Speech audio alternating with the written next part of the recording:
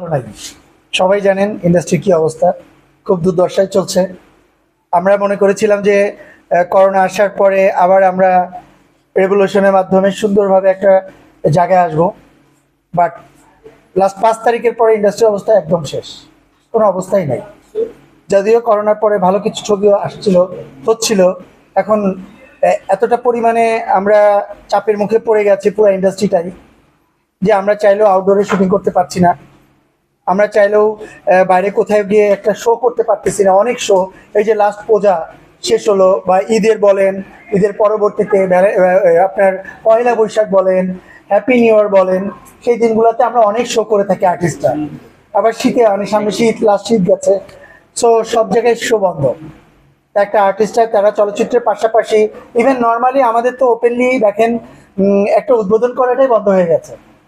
চাইলে আমরা কোথাও যে ওপেনলি সিকিউরিটির বাইরে আমরা উদ্বোধন করতে পারছি না। কিছু একটা গোষ্ঠী আছে, তারা মত ক্রিয়েট করতেছে, সেখানে গিয়ে এটা করা যাবে না, ওটা করা যাবে না, সাউন্ড বক্স ভাঙতেছে, এই আর্টিস্টে নিয়ে স্লোগান করতেছে বোয়া বোয়া, মানে যে যার মতো করে সে চলতেছে, কিন্তু এটাকে প্রোটেস্ট করার মতো কেউ নাই। আপনার আসলে কি মনে হয় যে আসলে এটা আসলে কেন হচ্ছে? ব্যর্থতা কোথায়? ব্যর্থতা হচ্ছে আমাদের অন্তর্বর্তীকালীন সরকার তাদের প্রশাসনটাকে সুন্দরভাবে এখন পর্যন্ত গুছিয়ে উঠতে পারে নাই।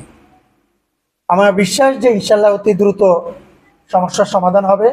আর যতক্ষণ না পর্যন্ত একটা সুষ্ঠু সুন্দর নির্বাচন না হবে, ততক্ষণ পর্যন্ত এটা আশাও করতে পারি না, আমার যা মনে হচ্ছে। কারণ সবাই অনেক ট্রাই করেছে, প্রশাসনও ট্রাই করছে, বাট কোনোভাবেই এটাকে কন্ট্রোল করতে পারছে না। প্রতিদিনই দেখেন, প্রতিনিয়তই কোনো না কোনো একটা নতুন আপডেট, নতুন একটা ঘটনা আপনাদের চোখের সামনে আসতেছে, যেটা কখনো আমরা কল্পনাও করতে পারি না। একটার পর আছেই কিন্তু। সো এই জিনিসটা তো আমরা দেখি না, এর আগে অনেক কিছু আমরা নতুন দেখছি। এটাকে অবশ্যই আরো বেশি কন্ট্রোল করা দরকার। যতক্ষণ না নির্বাচন না হবে, আমার মনে হয় নির্বাচন পরে আমাদের দায়বদ্ধতা থেকে, সরকার একটা দায়বদ্ধতা থেকে সে আসবে, যেহেতু ভোটে নির্বাচিত, আমরা তাকে কোশ্চেন করতে পারবো, তাদেরকে বলতে পারবো, ভাই আপনি তো ভোটে নির্বাচিত, আপনি কেন জনগণের জন্য করবেন না? সো সেই অপশনটাও এখন নাই।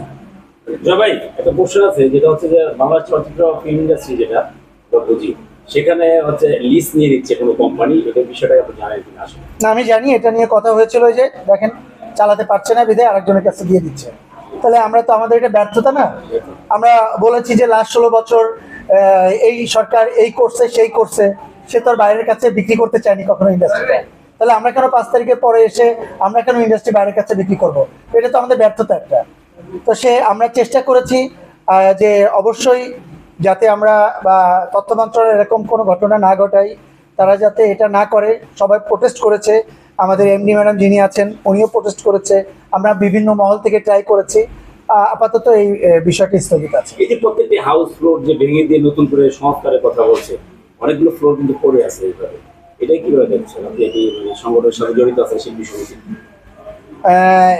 ফ্লোর তো পড়ে থাকবে কাজ না থাকলে। আমরা তো আগে যেমন একটা এফডিসির ভিতরে পুরো ছবি শেষ হয়ে যেত, এখন তো পুরো ছবি চাইলেও আপনি এফডিসির ভিতরে শেষ করতে পারছেন না। আপনার স্ক্রিপ্টের জন্য হলো, লোকেশনের জন্য হলো, আপনাকে বিভিন্ন লোকেশনে যেতে হচ্ছে। তা সেক্ষেত্রে শুধু এক ফ্লোরের ভিতরে আপনি কতটা শুটিং করবেন?